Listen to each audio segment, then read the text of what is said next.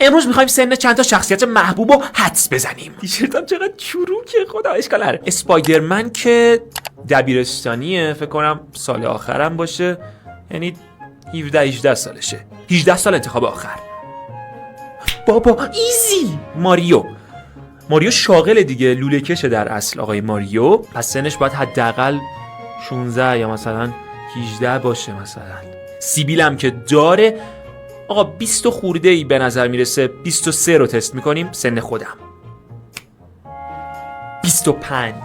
خوبه، نزدیک بود. خدایی. یودا جنگ ستارگان رو ندیدم هنوز، نمیدونم 3000 سالشه مثلا. چند سالشه؟ 900 سال. چی بگم؟ اوکی. استوی گریفین از سریال فامیلی گای اگه دیده باشید، بچه کوچولوی دیگه، مثلا 2-3 سالشه. 1 سال. اوکی. مینیون ها، یادم یه جا خوندم گفته بود که اینا همسن دایناسوران. 40 میلیون سال مثلا. 60 میلیون سال. حاجی چه خبره. باب اسفنجی هم سر کار میره دیگه، حداقل 18 سالو داره. همون خود 18 رو تست میکنیم. 20. میخواستم بگم 20 تا. اپتیموس پرایم توی ترانسفورمرز فکر کنم، نمیدونم 50 سالشه مثلا. ایجلس بدون سن نداره، مگه میشه؟ چی شده؟ چرا؟